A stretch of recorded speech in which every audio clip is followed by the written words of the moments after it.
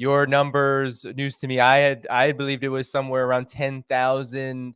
I was seeing something about this past weekend, 1,000 Ukrainian soldiers killed just in a weekend. Russia is saying that about 30% of the weaponry, of the tanks and the armored vehicles and all of these things that the NATO countries have been pumping into Ukraine have been destroyed. And this is just since this has only been happening for less than 3 weeks now, Scott, this so-called counteroffensive. Where is it? Because we're hearing pause. We're hearing now you have Ukraine's defense ministry saying, well, this is just the first counteroffensive. There's going to be many more. This is not the be all end all. Zelensky's kind of saying the same thing. It's tough right now, but this isn't a movie, right? There's all kinds of, I think, just shape shifting going on with the narrative. But what's the reality? Can you go over like what's been happening, why it's been happening, and why? It almost feels like Ukraine expected Russia to run. Maybe they thought this was June of 2022 again, and that the strategy was going to be the same by Russia. But it feels like Russia is really hunkering down, and they were really I don't know how they couldn't be prepared. It was being forecasted for about 4 or 5 months. But could you talk about what's been going on with this counteroffensive? Sure. First of all, let's just understand that when we use the term counteroffensive, I think it's not as descriptive as it needs to be. Because it like you said brings back flashbacks to September of 2022 when the Ukrainians launched another counteroffensive and they succeeded in pushing the Russians out of the Kharkov region, out of the right bank of Kherson. And so people are like, oh, well, it's just going to be a continuation of that. It's not the case. The Russians have done what they didn't do back then, which is to dig in doctrinally to build triple layer defenses, fully manned with doctrinal minefields, obstacle belts, have fire support in place, everything by the book. And this means that what the Russians have constructed is probably the most heavily fortified defensive barrier in modern history.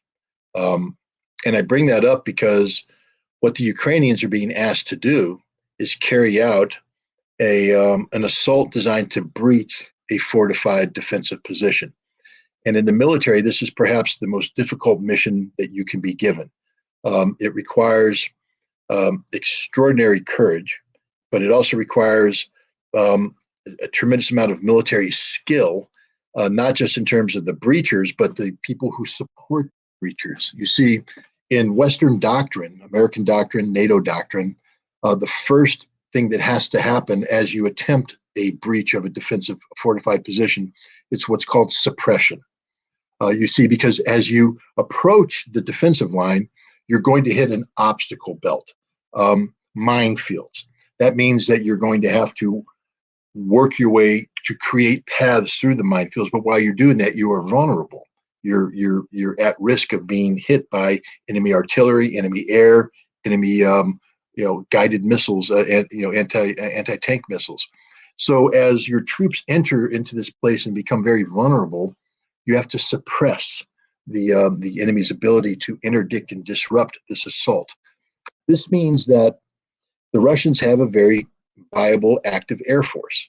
The Ukrainians would have to sweep the skies of the Russian Air Force. That's not happening, which means that the Russian aircraft are able to bring their firepower to bear on the Ukrainians even before they get to the contact zone with the minefield. So in their initial assembly area, the Russians are able to hit them with 500-kilogram planed bombs. That's precision guided bombs that are striking the Ukrainians as they assemble. So they're being killed in huge numbers here. Equipment's being destroyed even before they get to the front line because the Ukrainians can't suppress that because they don't have an air force. Now we come to the next thing. As you're there, the helicopters come out. The Ka-52 Alligators are having a field day. They're out there just knocking things off right and left. Why? Because Ukrainians aren't able to suppress them with air defense. You see, before you send your ground forces in to this fortified area, you need to ensure that you've projected a integrated air defense system over the battlefield that keeps these Russian helicopters from flying. In the lead up to this counteroffensive, Russia has carried out the most intensive and successful suppression of enemy air defense campaign in modern history. They have eradicated in totality any meaningful air defense capacity on the part of the Ukrainians, which means that these helicopters fly free of charge. They're just up there killing everything that moves, and they're not getting shot down at all. The other thing you have to suppress, of course, is the Russian artillery. Now, this was always going to be a difficult problem because the Russians enjoy 7-1, 10-1 advantage in artillery. Plus, they have virtually unlimited ammunition compared to the Ukrainians. But let's say the Ukrainians were able to bring in sufficient resources so that they could have parity with the Russians in this one limited area on the battlefield. You need to fire and suppress the Russians. It's not just about hitting them with firepower. You have to suppress their ability to communicate. So electronic warfare has to come in. You have to prevent the troops that are on the ground who say, hey, we got enemy tanks in front of us, fire Whiskey Tango 1001, which is a predetermined fire coordinate. But now they're trying to communicate. They can't because it's jammed. So the artillery can't fire because they haven't heard the signal. That's called suppression. That's not happening. Why? Ukrainians don't have electronic warfare. They don't have artillery. So what I've said right now is in doctrine, the suppression aspect is the most important aspect. Without suppression, nothing else will happen. And everybody knew that the Ukrainians were unable to suppress the Russians. So why would they commit an attack that is literally an act of suicide if they knew this going in? And they knew because there is no Ukrainian Air Force. Ukrainian air defense has been annihilated. The Ukrainian artillery is insufficient to the task, and the Ukrainians don't have effective electronic warfare. So why did they launch this attack? Because they were told that the Russians are going to run away. They were told that the Russians have ineffective command and control. They were told that the Russians just don't have their act together. They're not very good. But again, that's something that everybody should have known is malarkey. Why? Well, the general that initiated the construction of these defenses was General Sertovokin, a very competent general. He built doctrinal defenses. So people are looking at triple layer defenses. If you study Russian doctrine, you know that Russia specializes in defensive warfare. That's their strength. It's defense in depth. So you can anticipate that. The Russian defenses were built in accordance with a modified defensive doctrine that was created by somebody named Colonel General Alexander Romanchuk. He used to be a deputy commander of the 58th Combined Arms Army during the initial phases of this conflict. He was experienced in the reality of the conflict in Ukraine, including NATO equipment being provided to Ukrainians. So he was sent to the Combined Arms Academy, which is the big military school for the Russians, where he modified existing defensive doctrine to take into account the new developments in warfare.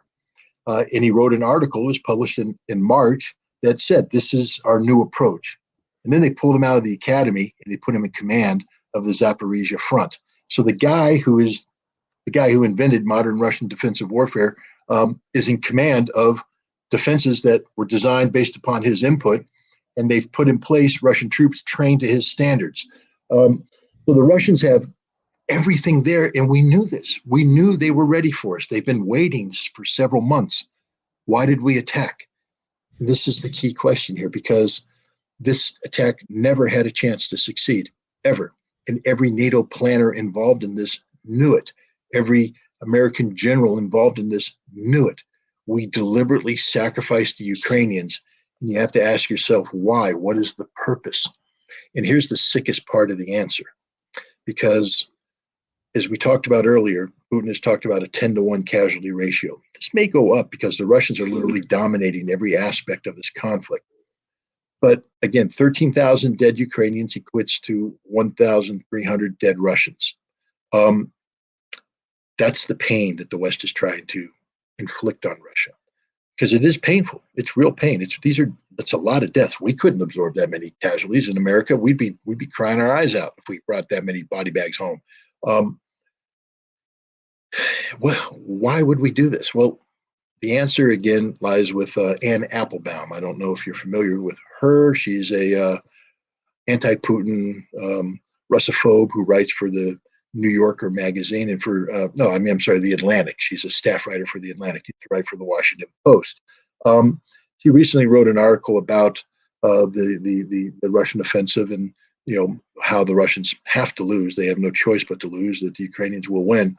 But she alluded to a theory that has, in order to reduce the casualty or the impact of this conflict on the West, that there will be a marriage between NATO technology and Eastern European manpower.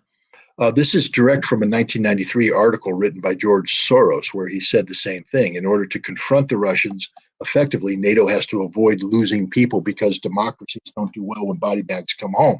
So in order to inflict pain on the Russians, we have to come up with a system where we have Eastern European manpower married to NATO technology, and we use them in a conflict with the Russians to kill Russians.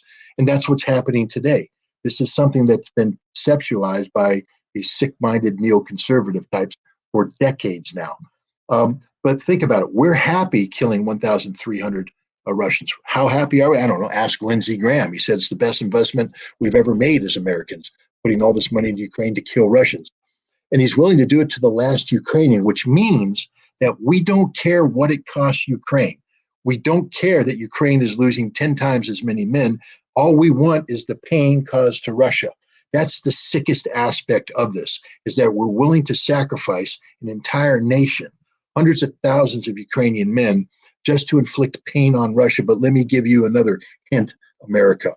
I was in Russia in the lead up to Victory Day, May 9th. I attended the practice, the rehearsal of the Victory Day parade. I saw firsthand the pride that Russia has about its military, and throughout Russia, all Russians were rallying around the concept of Victory Day. I was in Volgograd. I went up to Mamayev Kurgan. I saw the motherland calls, the big statue of Mother Russia beckoning people forward. That statue is on a hill underneath which is 35,000 dead Soviet soldiers who died in the Battle of Stalingrad. Beneath that statue is another statue of the grieving mother holding her dead son, where the tears from her eyes filled up the pond. Leading up to that is the Avenue of Heroes, where you see the sacrifice made. The Russians know sacrifice. They know sacrifice unlike anything the West will ever experience. If we think we can inflict pain on Russia, we can't. These people know pain. They don't want pain. The Russian heart is real. These people feel pain. They weep. They're in sorrow, but they don't shirk from their duty. They don't shirk from their responsibility. They feel right now that they are in a war of existential survival against the collective West, and they are willing to pay whatever price necessary to prevail, to survive, not to defeat us. Their goal isn't to defeat the West. Their goal is to survive, and survive they will. And here comes the scariest part, because Vladimir Putin has said that the nuclear doctrine of Russia is such that they won't use nuclear weapons unless the existential survival of Russia is threatened.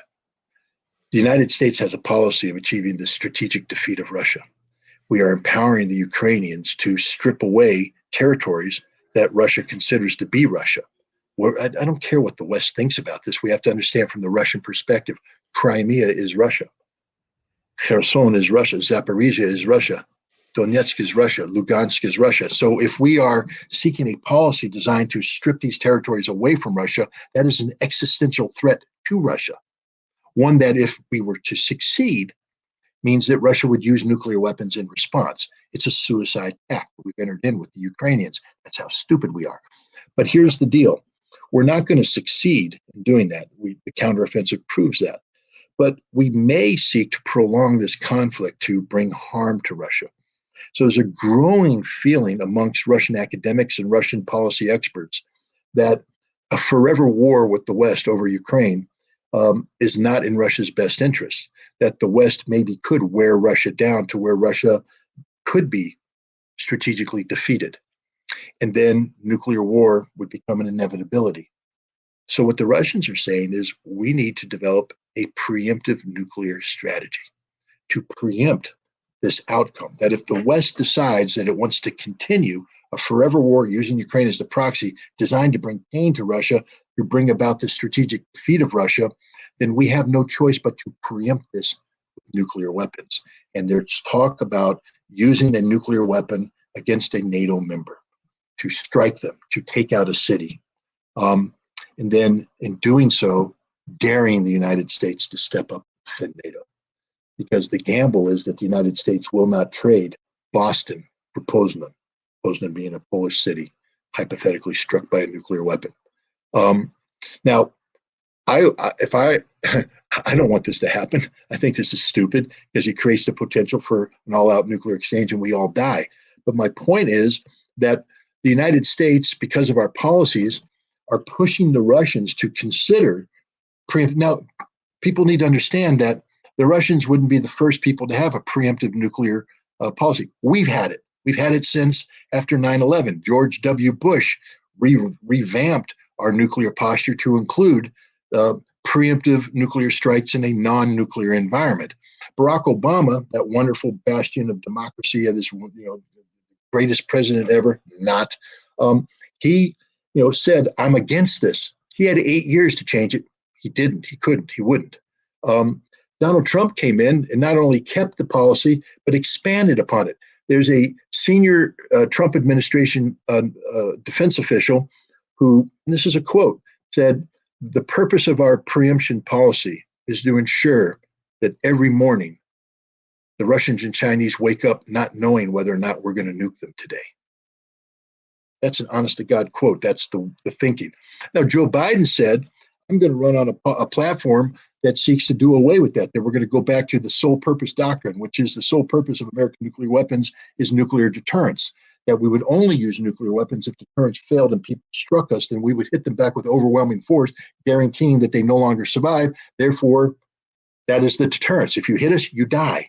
But that we would not preemptively use nuclear weapons. But as soon as he became president, he ran into the reality that the American nuclear weapons establishment said, no, we're not going to do that. Yes, they rejected the president's instructions, which tells you a lot about the power and influence of the nuclear, the nuclear lobby in America today. We have a policy of nuclear preemption. And the Russians are now waking up saying, maybe it would be good if every morning the Americans woke up, and the Europeans woke up, not knowing whether or not we're going to nuke them, because turnaround's a fair play. But here's the thing. If we continue a policy of promoting the strategic defeat of Russia, and Russia does go to a policy of preemption, I can guarantee you this, Russia will nuke us. They will, because the Russians don't play games. The Russians don't mess around. If Russia makes a policy decision to bring in a policy of nuclear preemption, and it's designed to preempt actions by potential enemies or real enemies that seek the strategic defeat of Russia, and that they are taking actions to achieve the strategic defeat of Russia, then Russia has the necessity, according to this policy, to preempt that using nuclear weapons. So it's a guarantee of nuclear war. This is how stupid the American people are. Because I can guarantee you, everybody tonight went to bed thinking, man, I just saw Guardians of the Galaxy 3 over the weekend. What a great movie. Rocky, Rocket Raccoon. Man, I'm crying over that. I hope Quill comes back, or they could come up with any other number of things. My TikTok got a lot of views. My Instagram, I got a lot of likes on that. They're thinking about everything except the fact that the world's going to end. You're going to die. You're going to die because your government's doing stupid things in your name. And what are you doing about it? Not a damn thing, because you're not thinking about it. You better wake up, all you who put Ukrainian flags on your social media as part of virtue signaling. You're supporting a government that wants our government to commit suicide by backing them do something that will trigger a Russian nuclear response. Okay? That's the reality. So take the damn flag off your social media, pull the flag down, and turn to the American government and say, we're not willing to die for Ukraine. Because I'm telling you right now, if you are willing to die for Ukraine, why are you here? Why are you at home? Buy a damn airline ticket, go over there and die already. The Russians are more than happy to make your dreams come true. But don't bring me with it. Don't bring my family with it. Don't bring my friends with it. Don't bring my neighborhood with it. We don't want to die. And that's what's going to happen if we continue this policy. Straight up, I'm telling you, we are closer to nuclear war today than we have ever been. And this is because of this desire of Russia to preempt American strategic objectives to bring about the strategic defeat of Russia. Russia, Vladimir Putin has said that a world without Russia isn't a world worth living in. Think about it. So if we seek the strategic defeat of Russia, that's a world without Russia. And Putin said, I don't want to live in that world, which means he's going to kill us all. That's what nuclear weapons are supposed to deter. We have the same philosophy, trust me. A world without America isn't worth living in. So if somebody seeks the strategic defeat of America, they will probably feel the sting of our nuclear weapons. That's what they exist for, to prevent America from disappearing. So we'd be against Russians or Chinese. We'd be all riled up if Russia said our national policy is to achieve the strategic defeat of the United States, and we're doing everything possible. We're going to create a proxy war in Mexico designed to rile up Mexican Americans. We want unrest in every American city. We want to collapse the American economy. And we'd say, whoa, whoa, whoa. No, you don't. We're not going to let that happen. And if you continue to pursue that, we might have to preempt you with nuclear weapons. Turnaround's fair play, guys. What we're doing to the Russians is the worst possible thing, and we would never allow it to happen against us. And the Russians' response is a logical response, one that we would do if we were put in the same situation. Russia will nuke a NATO nation if this continues. And then the United States is going to be confronted with the quandary. Do we respond? Do we really want to see that question answered? No. So let's stop the stupidity. Let's stop this insanity. Let's stop supporting Ukraine.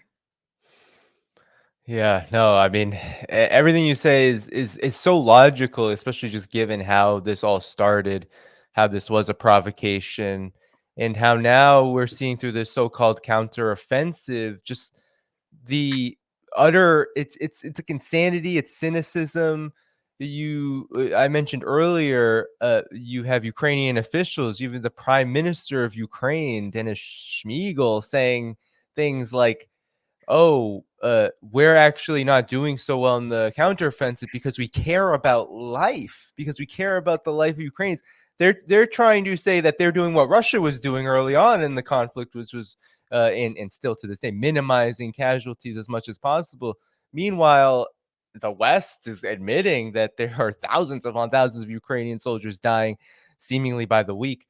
So this makes a lot of sense. And Putin said it recently too. He said there's limitations to this. No matter how many weapons are given to Ukraine, they're going to eventually face a manpower problem. Could you talk about this and maybe connect it to this last point that you made? Because if there is a manpower problem, if the conflict is being made permanent by NATO, which then leads to this question of will there be a nuclear confrontation? It seems like this manpower question is very much connected to how fast that scenario could play out, because NATO isn't stopping. They're not calling for peace. They're saying that the only, NATO countries, the US especially, they're saying that the only peace plan worth pursuing is Zelensky's. And we all know that's not a peace plan. That is just war by other means. I don't want to oversimplify war, because at the end of the day, it's humans killing humans, and it's this visceral, and it's tragic, and it's ugly, and it should be avoided at all costs. But war is a giant algorithm. There are knowns, probability kill factors based upon training, equipment, terrain, the whole thing.